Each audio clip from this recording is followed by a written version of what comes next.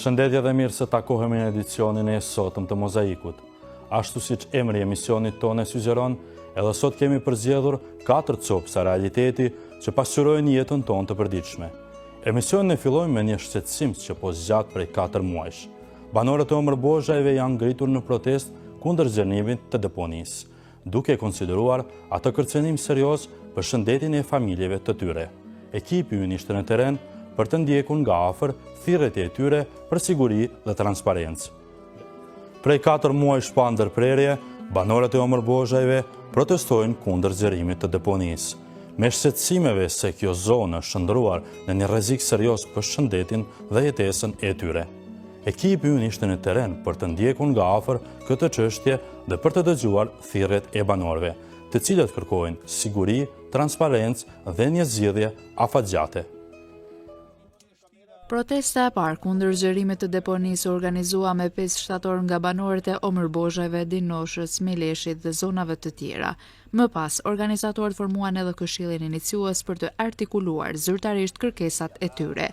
Protestat kanë vazhduar pa ndërprerje çdo ditë nga ora 16 deri në 20. Banorët rrëfejnë për emisionin tonë se si po zhvillohet kjo betejë dhe pse nuk po heqin dorë. Po bën 4 muaj tash kanë këmbën ngulës, asnjëherë s'kem hekur dorë. 4 orë kanë zgjatur protestat që nga dita e parë pas një ditë ndalimi, qoftë ato për festat Krishtlindjeve të vitit të ri apo aty në ditëve që ka qenë borë. Tashti procedura në të cilën është duke shkuar, kemi pasur disa progrese, themi ka ana ligjore, ndoshta pak se më pak në praktik. Nga ana ligjore kemi përmendur disa herë më parë se edhe me Këshillin e Shtetit të Bashkuara të Amerikës, në fakt me shoqata, të korrigjohem, kemi pasur një bashkëpunim në të cilin ende jemi në proces përpunimi të këtij bashkëpunimi me 6 shoqatat atje.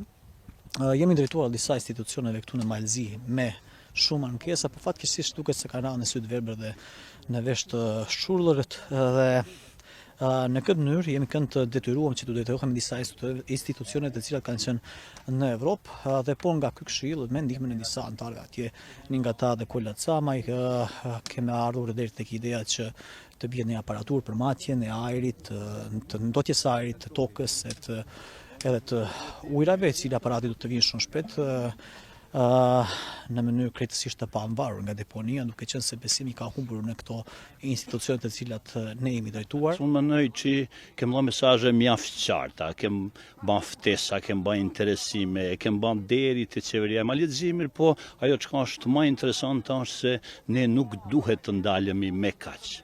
Të marrë parasysh se lypet prap të bëjmë thirrje, prap të bëjmë ftesa, kem formullën i këshillit i cili besoj se do të zgjerohet edhe në anën e malësisë, jo vetëm të kësaj bashkësie lokale, që me mujt me ngrit popullin dhe tu tregojmë se kjo me të vërtet është kështu e paqëndrueshme. Na jem tonë bashkëvendasit e Omërbozhajt, këtu jem bashkohna çdo natë, hala nuk janë kaput protestat tash 120 ditë, kem gul që do t'ja arrisim qëllimin tonë që ka jem për këtë punë.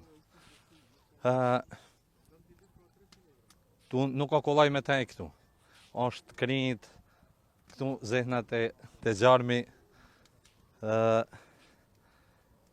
Këtu nuk ka kur fe qëllimit si që kanë hap dokuvese që këtu janë të pregadit për i fe politiket e për diçka.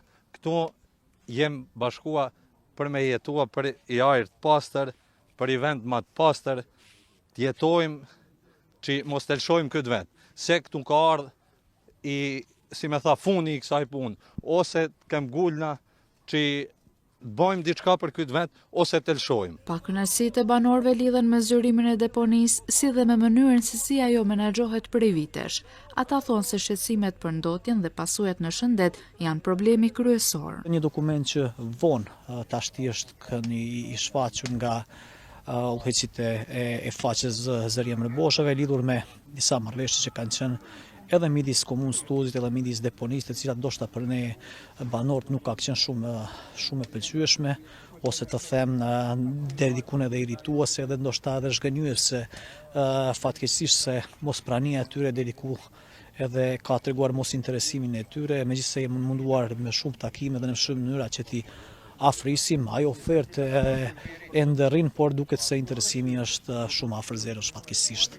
Unë mendoj në një marrëveshje të kompanisë deponisë me komunën e Tuzit, e cila për mendimin tem është bëhe gabume, nëse është bën.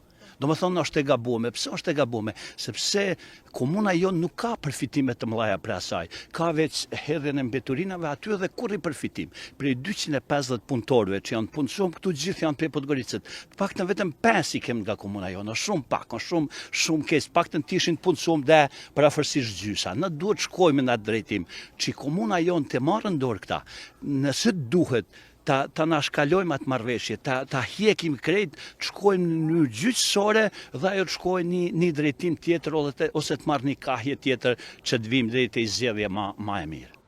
Ndërkohë, në reagimin e fundit të komunës së Tuzit, kryetari Lindon Xhelaj ka mohuar se është dhënë ndonjë leje ndërtimi për zgjerimin e deponisë.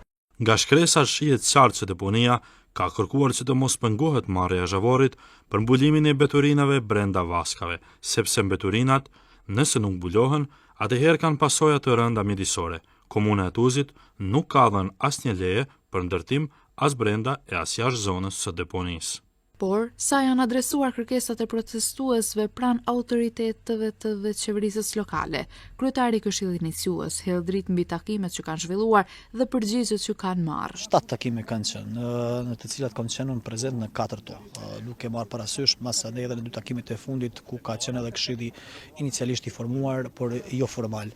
Në këto takime kem fituar disa përgjigje të cilat kanë qenë shumë të pakënaqshme, me thënë vërtetën. Këtu njerëzit në pozita të ndryshme, jo të them minore, po mjaft të mëdha, kanë në disa premtime haptas, se nuk do të ketë, të cilat janë të incizuara tashmë.